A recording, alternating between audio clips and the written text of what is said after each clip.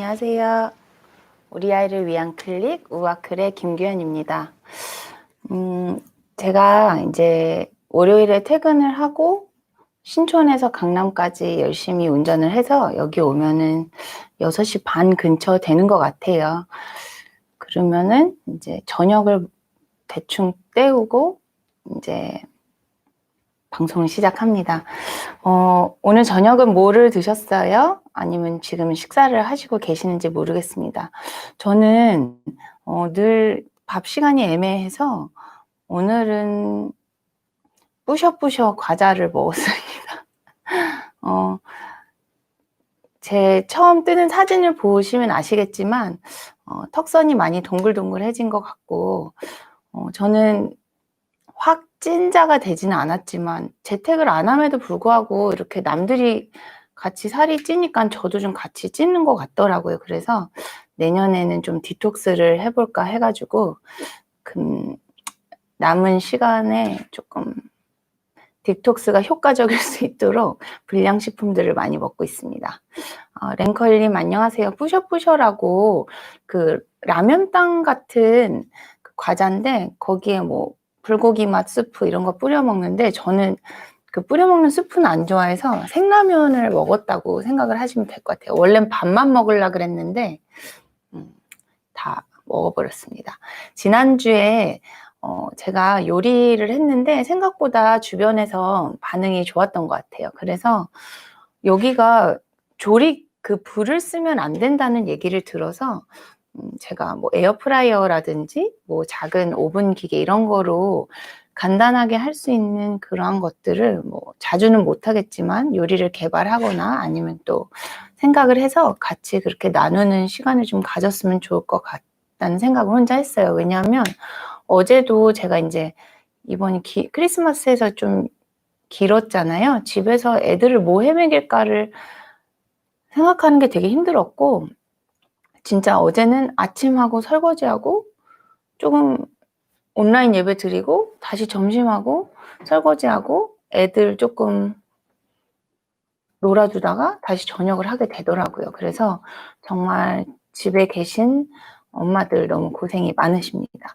지난번에 주셨던 질문 중에 하나가 쌀 알레르기에 대한 얘기를 하시면서 이유식을 어떻게 해야 되느냐라는 질문을 주셨었어요. 그래서 요거에 대해서 생각을 하다가 주제를 이유식에 대해서 같이 얘기를 좀 해보려고 합니다. 정레나님 연휴 너무 힘들죠. 정말 힘든데 이번 주도 또 연휴가 다시 있어서 정말 다시 겁이 납니다. 랭커일님 2020년 감사합니다. 저도 너무 감사드리고요. 늘 보면은 누가 내가 얘기하는 거 얼마나 볼까라는 생각을 하지만 늘 꾸준히 찾아와 주시고 같이 호응해 주시고 또 얘기를 해 주셔서 정말 감사했던 것 같습니다. 감사한 한 해였습니다. 정레나님 저도 늘 찾아와 주셔서 힘이 많이 됩니다. 이유식에 대해서 얘기를 한번 해볼게요. 오늘 여기 보시는 분들 중에서 과연 얼마나 이유식을 지금 막 하고 계신지는 잘 모르겠어요. 제가 이렇게 늘 들어오시는 분들을 뵈면 막상 진짜 요 꼬맹이들 아기를 가지고 계신 엄마들이 지금 라이브로는 많이 안 보신다는 생각이 많이 들더라고요. 이유식은 제가 아이를 둘 키우면서 처음 돈이 굉장히 많이 들어갈 때가 이제 첫째를 낳기 전에 그래서 출산 준비물 해가지고 요즘은 엑셀 파일로 이만한 길이의 파일이 있어요. 그래서 뭐를 사야 되는지 이런 게 막 있는데 처음에 아기를 낳기 전에 그걸 한번 왕창 사고 나서 그 다음에 다시 아이템바를 세우는 두 번째 시기가 바로 이유식일 것 같습니다. 그래서 이유식을 저도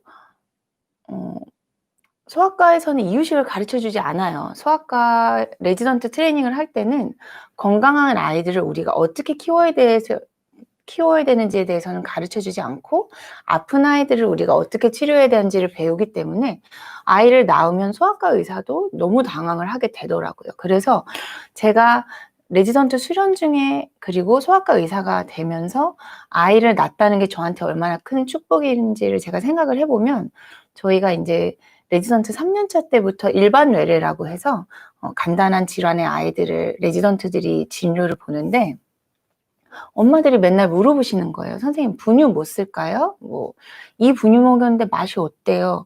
뭐 "기저귀 이거 어때요?" 뭐 이유식 얘기하시고 목욕하는 거 얘기하시고 물 마시는 거 근데 나는 하나도 배운 적이 없는데 그래서 진짜 실제로 그때 진료받던 엄마들한테 너무 죄송한데 엄마를 여기 옆에 앉혀 놓고 "저 네이 잠깐 검색 좀 할게요." 해서 어 초록색 창에 검색을 하거나 아니면 구글이나 또 인제 그런 의학 지식을 찾을 수 있는 외국 사이트들에 검색을 해서 이렇게 어 말씀을 드렸던 기억이 나요. 그래서 진짜로 이러한 기회가 정말 저한테도 도움이 됐고 아이를 키우는 게 또 그러니깐 더 제가 더 친절한 의사가 될 수 있었던 밑바탕이 될 수 있었던 게 제가 엄마가 되면서였던 것 같아요. 그래서 혹시 언젠가 레지던트들이 볼 수도 있고 또 엄마가 되실 분 또는 할머니가 되실 분들이 이런 것들을 보실 수 있기 때문에 오늘은 제가 쪼끔 공부하면서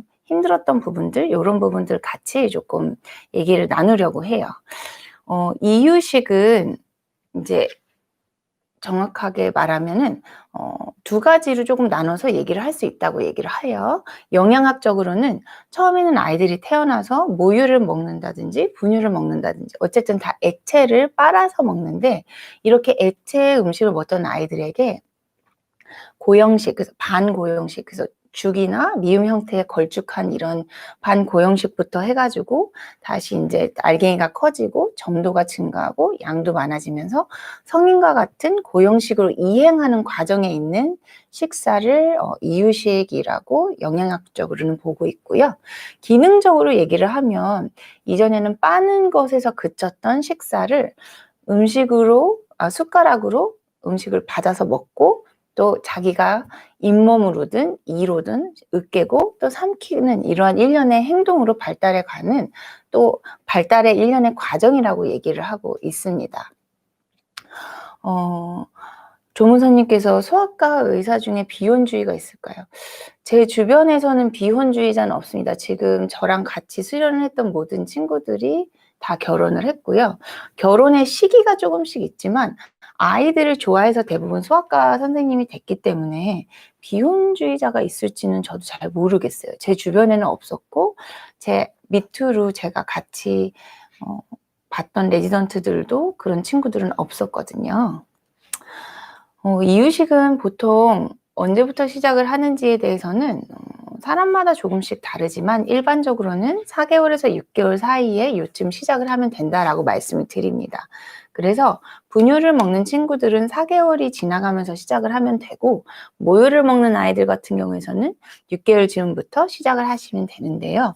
6개월 정도 되면 우리가 꼭 시작을 해야 되는 이유는 우리가 엄마 뱃속에서 탯줄로 엄마로부터 여러 가지 영양분, 뭐 면역 물질들을 다 받는데 탯줄을 자른 이후부터 그것들을 다 소모를 하면서 살아가요. 그래서 이것들이 다 없어지는 순간이 6개월이라고 보기 때문에 늦어도 6개월까지는 시작을 해야 된다라고 얘기를 하지만 이 시기에서 가장 중요한 것은 바로 아이가 준비가 되었을 때라고 저희가 설명을 드립니다. 아이가 준비가 됐다는 얘기는 어떤 얘기일까요? 그래서 보시면 물론 모유나 분유만 먹으면서 어떠한 대단한 아토피나 알레르기 증상이 생기는 친구들은 많이 보지는 못했어요. 근데 모유를 먹는 친구들 같은 경우에는 엄마의 음식 성분들이 모유에서 이제 같이 들어오기 때문에 모유를 먹는 친구들은 조금 더 분유만 먹는 친구들보다는 엄마의 음식에 따라서 어떠한 발진이라든지 이러한 증상들이 가끔 나타나는 경우가 있는데 이러한 것들도 하나의 그런 기준이 될 수가 있고요. 아이가 어른들이 식사하는 모습에 관심을 보이게 됩니다. 그래서 저도 저희 아이를 옆에 이렇게 애기 의자에 가끔 앉혀 놓고 식사를 하면 제가 먹고 있을 때 입을 오물오물거리고 침을 막 흘리고 이렇게 뚫어져라 쳐다보고 다른 걸 보다가 누가 뭘 먹으면 그걸 쳐다보는 그러한 관심을 보이는 일들이 생기더라고요. 그렇게 되면 '이 아이는 정말로 이유식을 시작할 준비가 됐구나.'라고 저희가 생각을 할 수가 있습니다. 근데 발달학적인 측면에서 살펴보면요.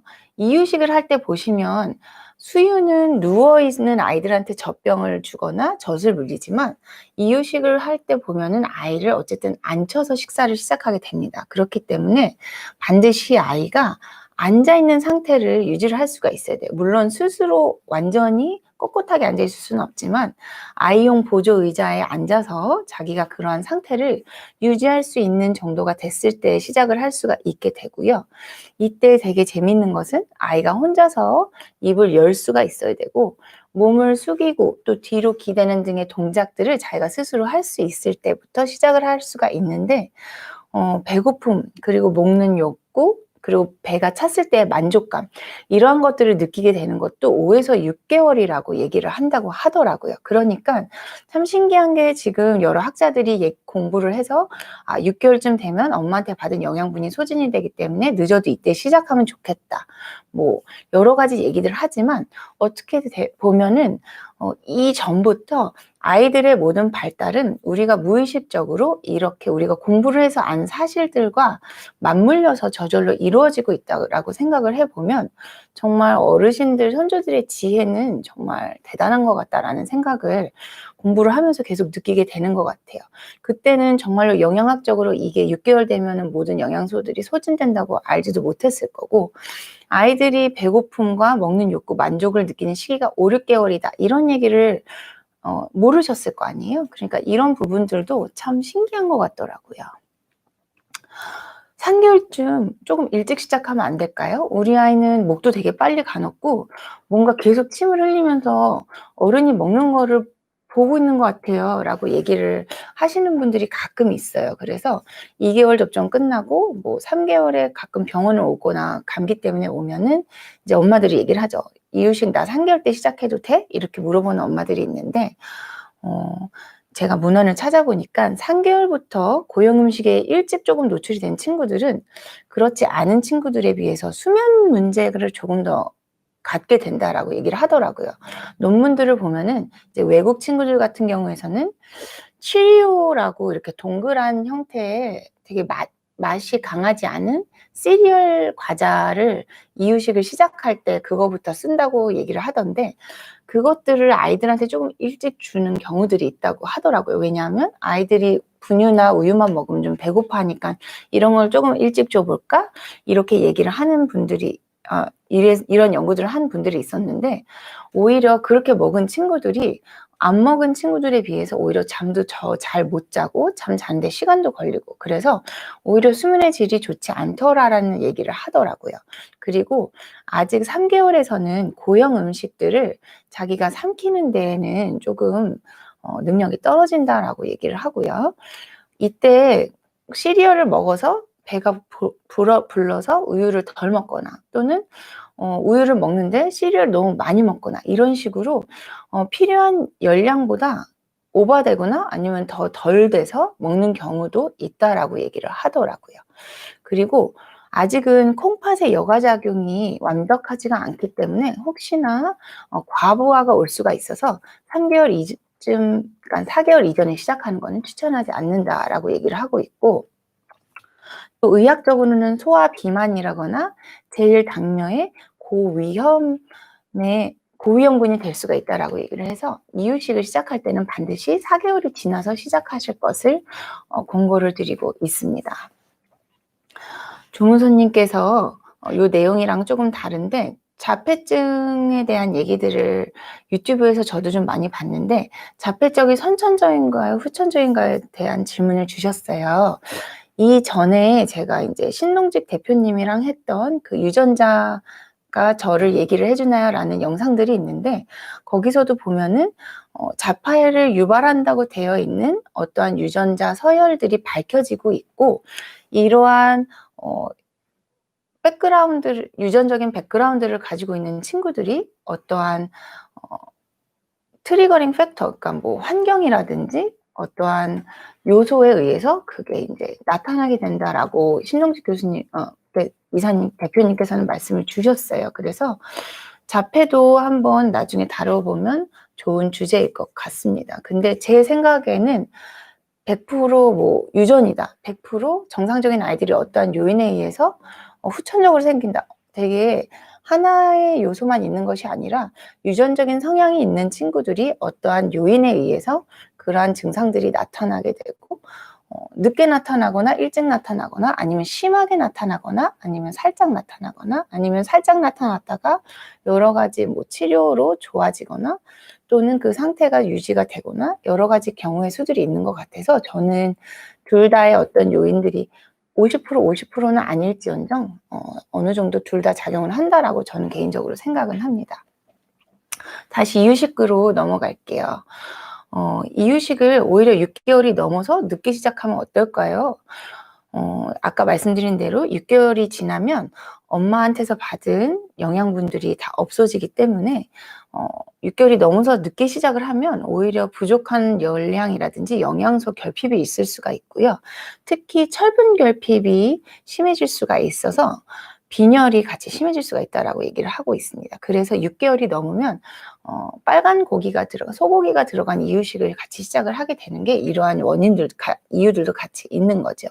그리고 6개월이 넘어서 7개월, 8개월 때 시작을 하게 되면 씹는 작용이라든지 삼키는 거는 입 안에서의 여러 가지 움직임들이 코오디네이션이 같이 돼야 되는 부분들이 있는데 이러한 발달이 지연이 될 수가 있기 때문에 너무 늦게 시작하시는 거는 좋지가 않고 특히 6개월이 넘어서 시작한 친구들은 오히려 아토피의 위험성이 증가를 한다라고 얘기를 하고 있습니다.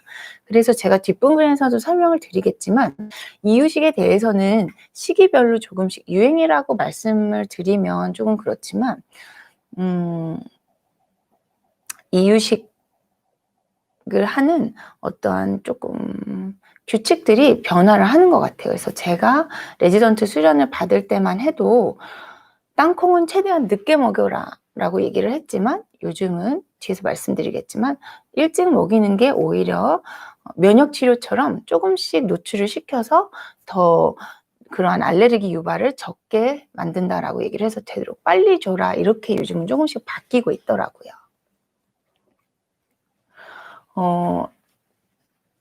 HG 진님께서 이유식을 그대로 젖을 떼고 먹는 음식이라는 뜻인데 정확한 학문적 정의는 제가 앞에서 설명을 정의라고 얘기를 하면 뭐하지만 고형식으로 이행을 하는 그 단계에서의 이행 과정에서의 음식이라고 생각을 하시면 되실 것 같습니다.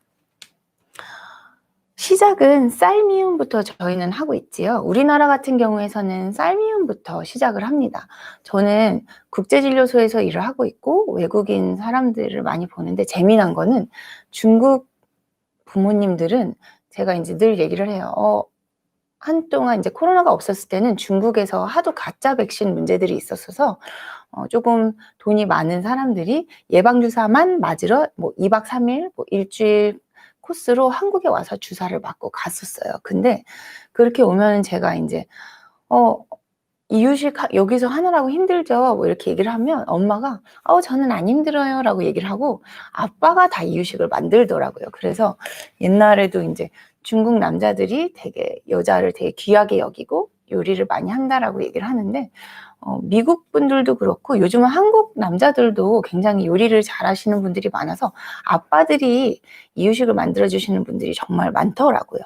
저희 남편도 요즘 조금씩 백종원 선생님의 레시피들을 공부하고 연구를 하면서 조금씩 음식을 좀 하는 거를 봐서는 정말 남자들이 요즘 많이 엄마들을 도와주고 있고 그래서 아빠들도 이런 공부를 많이 하셔야 된다라고 생각을 하고 있습니다.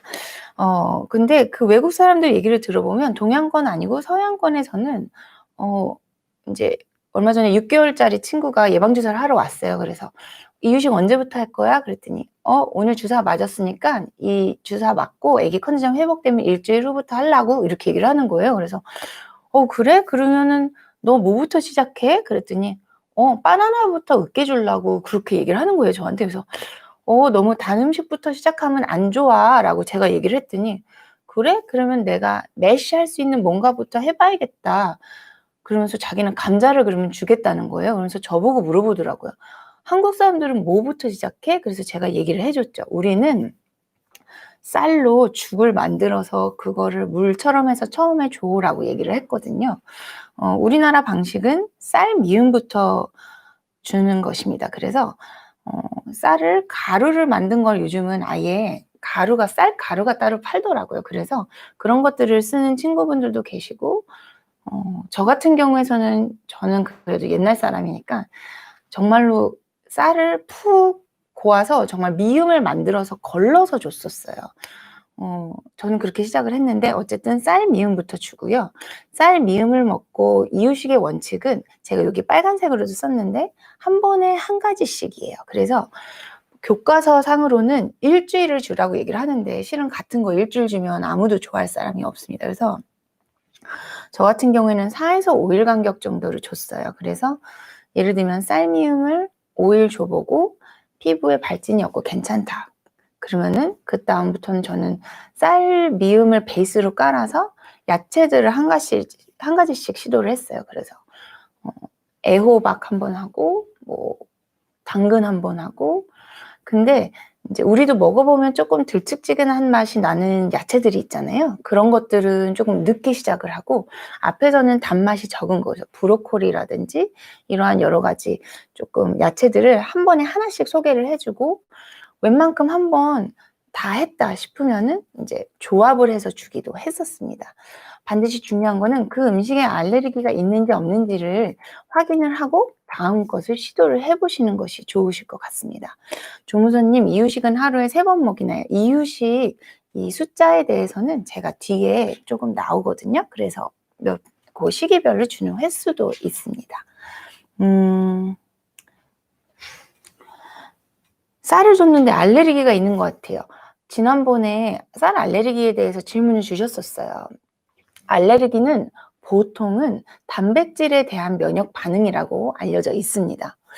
근데 쌀은 곡물인데 단백질이 있나? 저도 되게 쌀 알레르기가 있다는 얘기는 들었지만 이것을 문헌으로 찾아본 거는 처음이었어요. 근데 쌀에도 단백질이 들어있다고 합니다. 그래서 알부민, 글로불린, 글루텔린, 프롤라민이라고 이 4가지 단백질들이 섞여져 있는데 이 중에서 알부민이나 글로불린이 가장 알레르기를 잘 일으킨다라고 알려져 있는 부분들이라고 얘기를 하고 있고 쌀에 대한 알레르기는 2000년도 한 2007년, 8년부터 계속 논문의 케이스 레포트가 되고 있더라고요. 그래서 근데 재미난 것은 쌀을 먹고 나서 생기는 것보다는 쌀 가루를 흡입하고 나서 생기는 경우. 그래서 예를 들면 일본에서는 정미소가 집에 있는 환경에서 자라는 아이가 있었는데 이 아이가 천식이 너무 심해져서 조절이 안 돼서 봤더니 결국에는 이 쌀 가루 때문이었다. 그래서 이제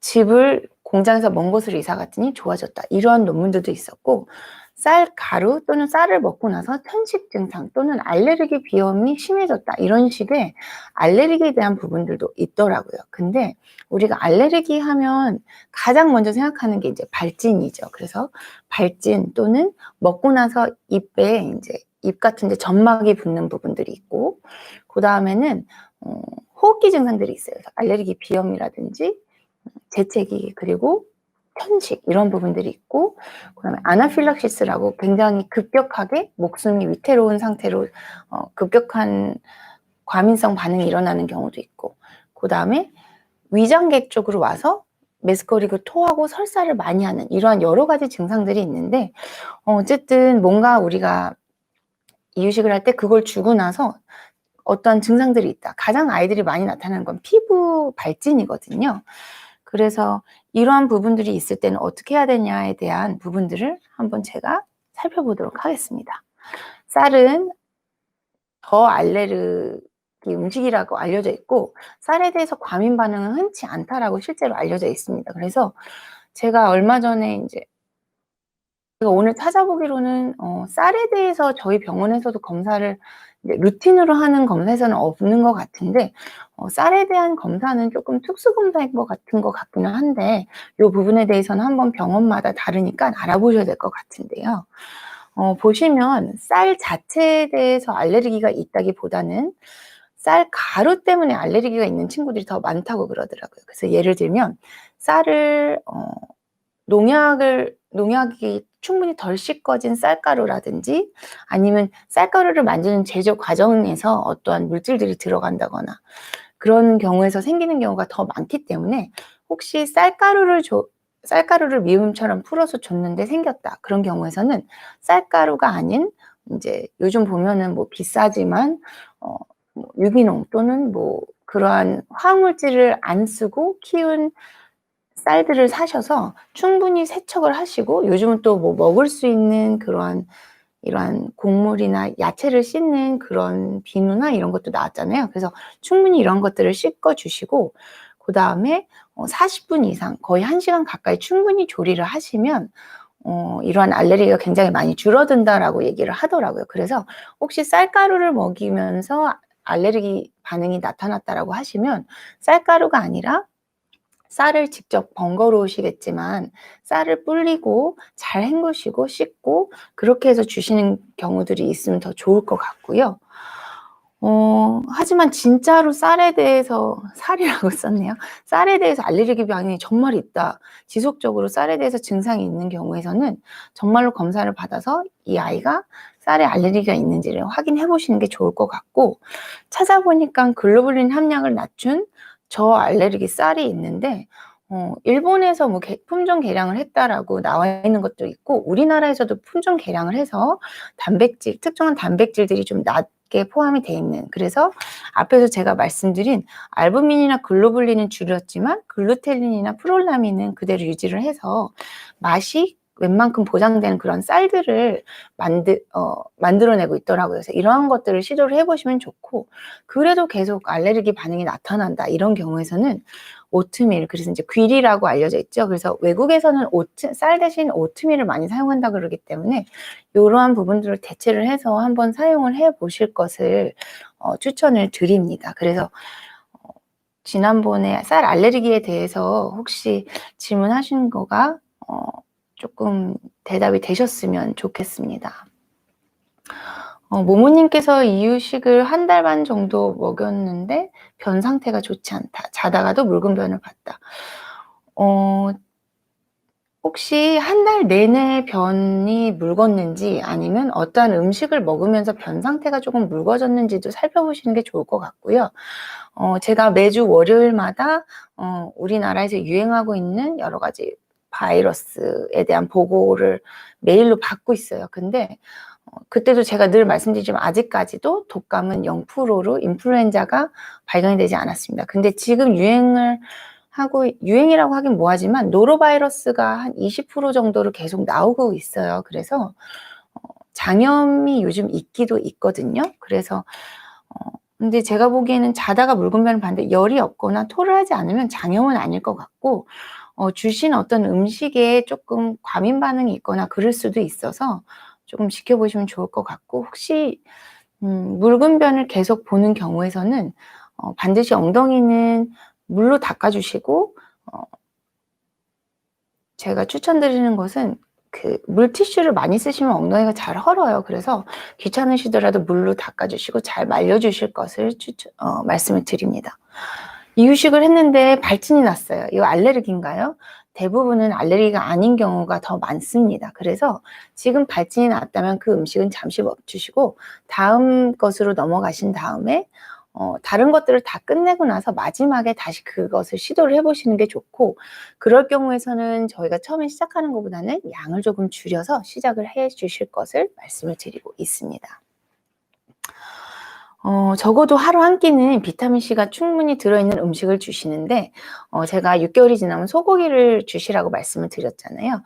철분의 흡수를 좋게 하기 위해서는 비타민C를 충분히 같이 먹는 것이 중요합니다. 그래서 제가 이전에 선생님께서 이제 철분제 말씀을 하실 때 반드시 오렌지 주스랑 같이 주세요 이런 말씀을 하시는 거를 다른 방송에서 들은 적이 있거든요. 그래서 아이들한테 주실 때도 철분의 흡수를 더 효율적으로 하기 위해서 혹시 뭐 고기를 하신다면은 청경채라든지 비타민C가 많이 있다고 알려져 있는 여러 가지 야채들을 같이 주시면 조금 더 먹는 철분의 흡수가 더 좋아질 수가 있습니다. 그래서 한 끼 정도는 비타민C가 충분하게 주시는 게 좋고요. 하루 한 회 처음에는 건더기가 없기 시작을 하고 점점 횟수와 점도를, 죄송합니다. 자꾸 오타가 있네요. 높이시는 게 좋고요. 6개월 시작할 때는 미음 형태로 하루에 1번 주시면 좋고요. 그 다음에 7개월부터 조금 익숙해지면 약간 죽 형태로 덩어리가 있게, 그래서 2회로 늘리시고 10개월부터는 진밥 형태로 해서 조금 더 씹어 먹을 수 있게 질감이 있게 하루에 3번으로 주시는 게 좋습니다. 랭커일님 귀리가 오트밀 같은 거라고 얘기를 하더라고요. 그래서 이렇게 주시는데 실은 이거는 너무 공식처럼 하실 필요는 없고 아이가 너무 잘 먹는 경우에서는 요것을 조금 더 아이의 맞게 성향에 맞게 조절을 해주시는 게 좋습니다. 그래서 저희 둘째 같은 경우에서는 10개월 조금 넘어서부터는 진밥을 너무너무 싫어해서 죽 형태를 너무 싫어해서 거의 성인밥을 질게 한 것처럼 해서 줬더니 잘 먹더라고요. 그래서 이가 조금 일찍 난 친구들이 있다거나 그렇다면은 아이들의 그런 여러 가지 성향에 맞춰서 조절을 해주셔도 좋으실 것 같습니다. 모모님께서 과일 퓨레 같은 것을 줬는데 장을 자극하신 것 같다라고 말씀을 하셨거든요. 제가 뒤에서 과일 얘기를 같이 드릴게요. 조금만 기다려주세요. 어떤 걸 주의하면 좋을까요? 그래서 돌이 지나고 주셔야 되는 것들이 있어요. 그래서 계란 흰자, 그래서 노른자를 잘 분리해서 이제 이유식을 주시다가 돌이 지나면서 흰자도 같이 주시면 좋고요. 생우유 같은 경우에서도 돌 지나고 주시는 것이 더 좋습니다. 그리고 특히 꿀 같은 경우에서는 보툴리늄 톡신이 혹시나 있을 경우에서는 돌 전에는 이것에 대해서 독성을 아이가 갖고 상태가 위험해질 수가 있기 때문에 반드시 돌이 지나고 꿀을 주시는 것을 추천드립니다. 땅콩 같은 경우에서도 알레르기를 잘 일으킨다라고 알려져 있기 때문에 돌 지나고 주라라고 이전에는 얘기를 했는데 요즘 들어서는 일찍 시작할수록 좋다. 그래서 땅콩 같은 경우에서는 3, 4세가 지나서 만 4세가 지나서 이것을 흡인이 되지 않을 정도의 아이가 발달 상태가 됐을 때 줘야지 아이에게 도움이 되기 때문에 그 전에서는 빵이나 작은 크래커에 땅콩 잼을 발라서 줘라라고 얘기를 하고 있습니다. 되도록이면 간은 늦게 해주시는 게 좋고요. 소금, 설탕은 늦게 주실수록 좋습니다. 하지만 저희도 간이 덜 되거나 싱거운 음식은 맛이 없잖아요. 너무 아이들이 먹지 않는 경우에서는 저 같은 경우에서는 10개월 넘어서부터는 아주 옅게 육수를 처음에는 이제 야채 육수를 내다가 그 다음에는 멸치 육수를 조금 내서 조금씩 섞어줬던 것 같아요. 그래서 그러한 감칠맛들도 같이 주시면 좋을 것 같습니다. 그래서 이전에 보면 우유는 1살쯤, 달걀은 2살쯤, 땅콩 생선은 3세까지 늦게 먹이라라고 얘기를 했지만 제가 말씀드렸다시피 2008년도부터 미국 수학학에서 오히려 이렇게 늦게 먹으면 알레르기, 아토피가 더 유발이 되기 때문에 늦게 먹는다고 안 생긴다는 근거가 없다. 오히려 땅콩도 일찍 이유식을 시작할 때부터 잼의 형태로 소개를 해주는 게 좋겠다라고 얘기를 해서 요즘은 이렇게 얘기를 하고 있고, 그래서 저도 한 7, 8개월에 유기농 땅콩잼 이런 거를 사가지고 조금씩 과자에 발라서 줬던 것 같아요. 그래서 유기농이 반드시 좋은 건 아니지만 엄마의 성향에 따라서 선택을 해주시면 되실 것 같고요. 요즘은 이제 저도 아이들이 꽤 커서 유기농은 덜 사 먹이고 있습니다. 과일에 대해서 말씀을 드릴게요. 과일은 어떻게 하면 좋을까요? 이유식 시작을 할 때는 과일을 먼저 주시기보다는 곡물과 채소를 먼저 시작해 주세요. 왜 그러냐면은 우리도 밥을 먹을 때도 후식이 맨 나중에 있는 이유는 들쩍지근하고 단 것을 먹으면 입맛이 조금 떨어지고 다른 것들에 대한 미각이 조금 떨어지는 것 같아요. 그래서 과일이나 이런 것들을 먼저 주면 오히려 나머지 맛들이 밍밍하게 느껴져서 그런 것들을 안 먹을 수가 있어요. 그렇기 때문에 곡물과 채소를 먼저 시작하고 과일을 나중에 주시면은 아이가 더 모든 것들을 충분하게 다 먹을 수가 있을 것 같고요. 단맛이 강할수록 특히 늦게 주시는 게 좋아요. 생후 6개월 이후에 주시고 오렌지, 귤같이 알레르기 위험이 있는 음식 같은 경우에는 이유식 후기, 그래서 10개월이 지나서부터 주시는 것을 추천드립니다. 딸기와 토마토는 완료기 이후, 그래서 돌이 지나서 주시는 것을 추천을 드리고요. 복숭아 같은 경우에서도 알레르기를 잘 일으킨다고 알려져 있기 때문에 저도 복숭아랑 딸기는 돌 지나고 줬던 것 같아요. 물론 저희 아이가 1월생이어서 복숭아와 딸기가 1월에 구하기가 쉽지 않아서 그랬던 부분들도 있지만 복숭아 같은 것도 주시려면 생으로 먼저 소개를 하는 경우에서는 인제 오랄 알레르기 신드롬이라고 해서 입이 붓거나 이런 경우가 있을 수가 있어서 퓨레 형식으로 이거를 가열을 해서 잼 형식으로 만들어서 이것을 과자에 조금 발라서 준다든지 이런 식으로 주셔도 도움이 될 것 같고, 아니면 고기 같은 데 소스를 조금 얹어 주시는 거는 좋지만 또 인제 옛날 어르신들 말이 있잖아요. 배를 차게 만드는 음식들이라고. 그래서 딸기나 복숭아 같은 거는 10개월이면은 쪼끔 늦게 주시는 걸 저는 추천을 드리는데, 딸기 씨를 실은 이거를 일일이 골라낼 수가 없어요. 그래서 쪼끔 늦게 먹이시고, 요즘 맛있는 딸기는 너무 비싸더라고요. 그래서 사과라든지 배 바나나 같은 것들 먼저 주시고, 딸기는 쪼끔 늦게 주시는 거를 저는 개인적으로 좀 추천을 드려요. 바나나 같은 경우에서는 농약이 많아요. 그래서 유기농 같이 농약을 많이 안 쓰는 것들로 주시는 거 좋고요. 이렇게 양쪽 꼭다리를 저는 떼서 줬거든요. 왜냐면 뭐 거기에 농약이 많이 모인다 이런 얘기도 있어서 요런 부분도 같이 참고를 하시면 좋을 것 같고요. 생과일을 주는 거보다는 이것들을 가열을 해서 주는 게 아무래도 알레르기에 조금 더 안전할 수 있다는 부분들. 사과나 배는 생후 4개월부터 가능한데 착즙되어 있는 건 되도록이면 늦게 주시는 것이 좋습니다. 너무 달기 때문에 요즘은 뭐 이렇게 실리콘 이렇게 통 같은데 과일을 잘라서 넣으면 아이가 이렇게 치발기처럼 빨아서 먹는 그런 것들도 있더라고요. 그래서 저도 신기해서 사 봤는데 재미를 못 본 게 너무 먹는 양보다 흘리는 양이 더 많아서, 저 같은 경우에서는 그냥 이렇게 조금 막대기 형태로 제가 옆에서 있는 상태에서 아이가 조금 갉아먹을 수 있게 도와줬어요. 왜냐하면은 혹시 아이가 이걸 부러뜨려서 흡인이 될 수가 있기 때문에 반드시 갈아 가지고 숟가락으로 주시거나, 조금 덩어리 형태로 아이에게 씹는 질감이나 이러한 재미를 주실 거면 반드시 어른이 옆에 붙어 있는 상태에서 이런 것들을 관찰하면서 식사를 주시면 좋으실 것 같습니다. 여기까지가 제가 준비한 내용이고요. 매일행복님께서 후기 이유식하고 있는데 한 끼에 몇 미리 이상 먹여야 되나요? 쌀도 과하게 섭취하면 안 된다는 게 맞나요?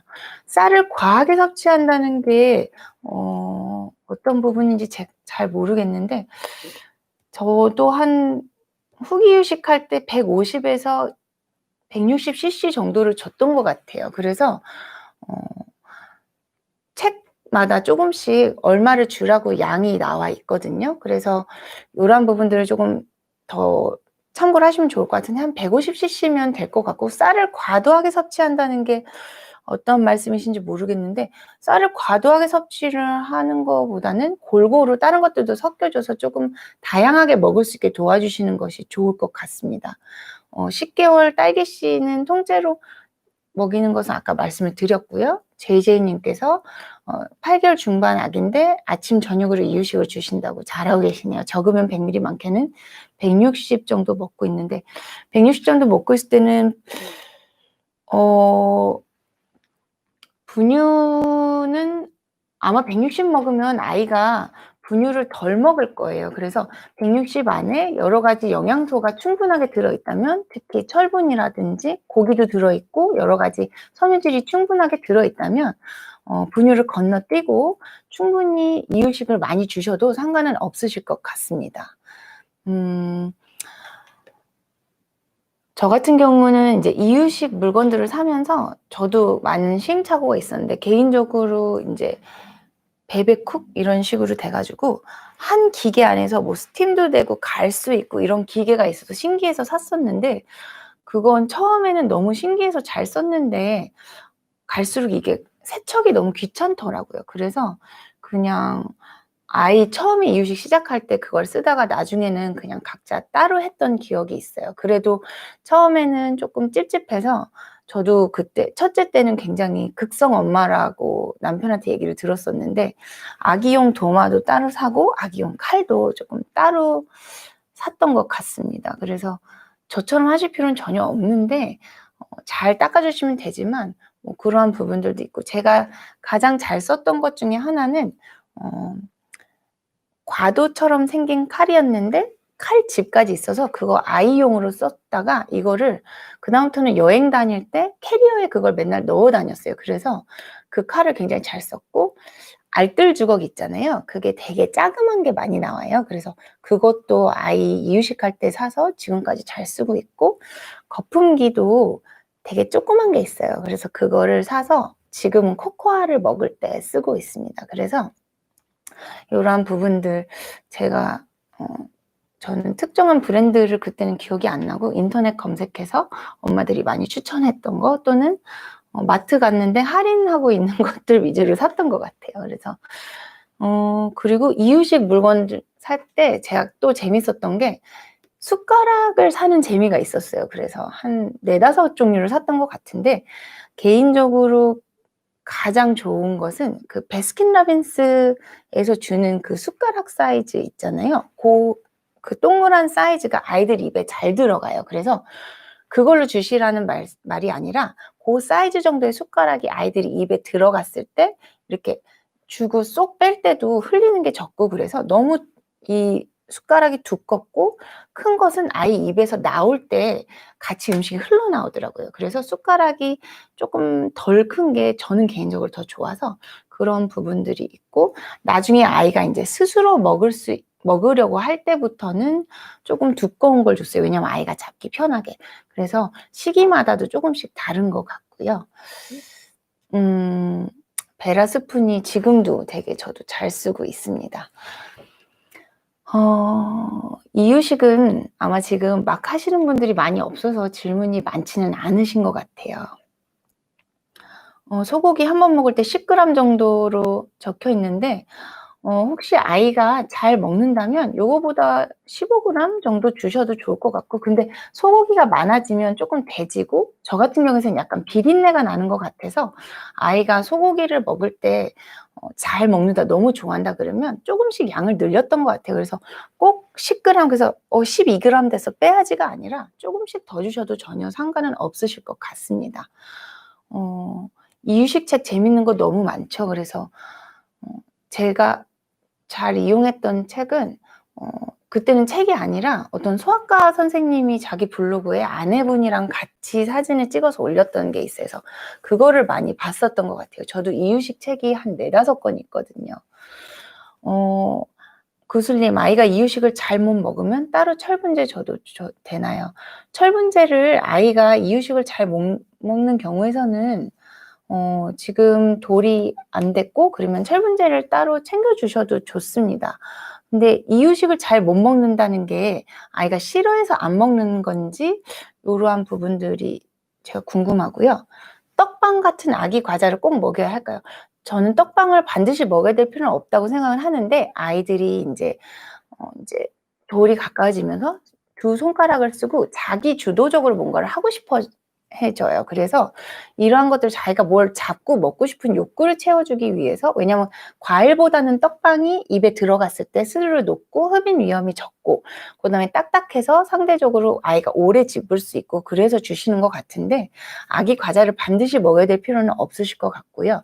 저 같은 경우에서는 우아클이라고 제 이제 유튜브 채널에 가보시면 제가 얼마 전에 이제 돌 12에서 18개월 편을 올렸는데, 거기에 이제 저희 아이들이 치즈 과자를 만드는 동영상이 짧게 포함이 되어 있어요. 4분 몇 초에서 시작이 되는데, 그 영상은 올해 영상, 너무 저희 아이의 재밌는 장면이 있으니까 한번 보시면은 재밌으실 것 같고, 거기서도 제가 만들었는데 그러한 아이들이 뭔가 자기가 혼자 집어서 먹을 수 있는 과자들을 만들어 주셔도 좋으실 것 같아요. 반드시 아기 과자를 반드시 사셔야 되는 건 아닙니다. 그리고 아까 앞에서 비타민 D 6세 아이의 비타민 D 추천을 해달라고 말씀을 주셨는데요. 솔직히 말씀드리면 저도 아이들에게 영양제를 주고 있지 않습니다. 주지 않는 이유는 다른 인생 철학이 있는 건 아니고, 저는 집에서 해먹이는 음식이 가장 좋은 영양제다라고 생각을 하고 있고요. 저희 아이들이 은근 밖에서 마스크 쓰고 잘 뛰어놀기도 하고, 그래서 조금 걱정이 덜하기는 한데, 그리고 어떻게 보면은 영양제 같은 거는 엄마의 정성이거든요, 실은. 그래서 그거를 잘 챙겨 먹여주시는 게 굉장히 힘들어요. 그래서 제가 늘 저희 보호자분들께도 말씀드려요. 영양제 먹이고 싶으면 아이들이 좋아할 것 위주로 줘라. 그래서 컴플라이언스가 좋으려면 아이들이 잘 먹어야 돼요. 잘 먹으려면 맛있어야 되고, 맛있으려면 특히 비타민 D나 이런 오메가3가 들은 것들은 비릿하거나 조금 맛이 떨어지는 경우가 많아서, 그런 경우에서는 구미 형태로 되어 있다거나 굉장히 단 경우가 많아요. 그렇게 되면 저희 아이들은 이제 이가 조금 약해서 잘 썩어서, 젤리 구미 형태는 이 사이에 끼고 빨리 치카를 안 하면 이가 썩을 수 있고, 너무 단 경우에서도 이제 이가 썩을 수 있어서, 그러한 여러 가지 이유 때문에 저는 실은 안 주기는 하는데, 아이가 잘 먹는 형태의 어떤 영양제를 찾으셨다면 실은 브랜드는 그렇게 크게 중요한 것 같지 않아요. 그래서 저 같은 경우에서도 지나가다가 좀 뭐 싸게 판다든지 아니면은 뭐 샘플로 주시는 것 위주로 맛있게 먹고 있는데요. 저희 아이도 보면은 어느 순간 막 먹다가 또 안 먹다가 그래요. 그래서 우유라든지 여러 가지 음식을 통해서, 그리고 야외, 지금은 조금 어렵기는 하지만 뭐 마스크를 쓰고 동네 한 바퀴를 돈다든지 어떠한 그러한 햇빛을 통해서도 비타민 D를 조금 섭취를 하시면 좋을 것 같고, 만약에 영양제를 주신다 싶으시면은 가까운 곳에서 내가 늘 살 수 있는 그러한 것들을 사시면 좋으실 것 같아요. 아이들 영양제 조무선님 맛있어서 다 드시고 싶으신. 근데 저는 저희 아이들 거 뺏어 먹어보면 맛이 없어요. 그래서 저는 별로 안 먹고 있습니다.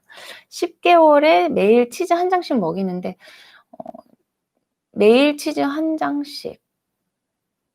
우유도 먹고 있는데 한 장씩이면 저는 많은 것 같아서, 한 이틀에 한 장, 아니면 이틀에, 그러니까 하루에 반 장씩 정도 주시면 좋으실 것 같고요.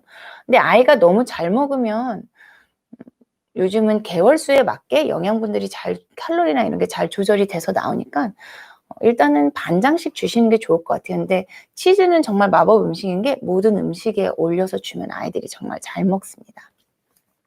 구슬님, 다음 주부터 이유식 시작하는데 이유식 못 먹으면 철분제로 대체하는 게 좋을까요? 이유식을 못 먹지는 않을 것 같아요. 아이들은 대부분 이유식을 시작하면 정말 흥분하면서 먹기 때문에, 특히 소고기가 들어가면 아이들이 정말 잘 먹거든요.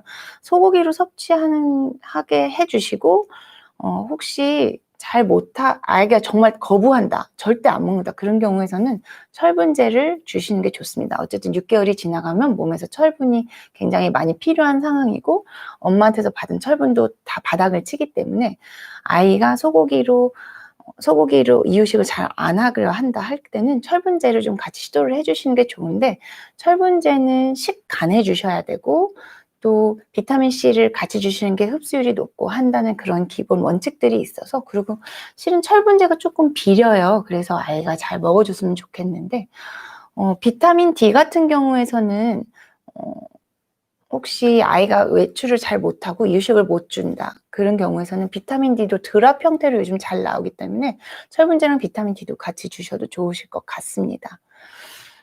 여기까지 제가 준비한 내용이고요. 제가 오늘 이유식을 못 만들어서 너무 아쉽더라고요. 구슬님, 이유식은 꼭 1년까지만 먹이실 필요는 없어요. 근데 뭐 조금 더 지나서 먹는 아이들이 있고, 아니면 일찍 이유식을 떼고 성인 음식으로 가는 친구들이 있는데, 아이의 성향에 따라서 해주시면 좋으실 것 같습니다.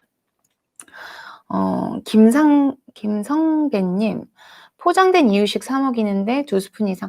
그러면은 이유식 회사를 바꿔보시는 것도 좋을 것 같아요. 거기서 그 아이가 좋아하지 않는 어떤 맛이 있을 수도 있거든요. 그래서 저는 이유식을 사 먹이는 거는 나쁘지 않다고 보고, 굉장히 좋은 엄마의 어떠한 선택이라고 보는데, 그 회사가 아이에게 안 맞을 수도 있어요. 아니면 그 음식이 아이가 자꾸 안 먹으려고 하는 음식에서 공통적으로 들어가 있는 재료가 뭔지 한번 보시고요. 조금 종류를 바꿔보신다던가 회사를 바꿔보셔도 좋으실 것 같습니다. 아이들이 혀가 예민할수록 머리가 좋다고 그래요. 아기가 굉장히 똘똘해지려고 하나 봅니다. 다음에는 또 맛있는 음식을 같이 만드는 시간을 언젠가 가졌으면 좋겠고요. 2020년은 저에게 정말로 많은 일들이 있었던 해입니다. 저희 큰아이가 1학년이 됐고, 또 유튜브도 야심차게 시작했고, 또 홍해걸 선생님을 만나서 비온 뒤에도 이렇게 매주 라이브를 할 수 있는 좋은 기회를 주셨고, 그래서 저에게 정말 소중하고 감사하고 뜻깊은 해고, 또 코로나 때문에 많은 힘듦이 있었던 해였잖아요. 내년에는 우리 모두 정말 더 행복한 한 해가 됐으면 좋겠습니다. 하나 질문 더 볼게요. 채소를 해주고 싶은데 안 먹어본 채소가 들어있으면 채소에서 빼야겠죠. 안 먹은 채소가 뭔지는 모르겠는데 보통 채소를 하면 이거를 끓기 때문에 구조가 조금 변해서 안 먹으면 채소가 있어도 아이에게 특별히 문제는 없을 것 같거든요. 걱정 안 하시고 해주셔도 좋으실 것 같습니다. 새해 복 많이 받으시고요. 내년에는 더 좋은 일 우리 같이 많이 만들어 갔으면 좋겠습니다. 저는 내년에 1년 후에 더 재밌고 좋은 주제로 찾아뵙도록 하겠습니다. 코로나 모두 조심하시고 우리 같이 이 힘든 시기를 즐겁고 또 지혜롭게 잘 넘겼으면 좋겠습니다. 저는 내년에 뵙도록 하겠습니다. 감사합니다.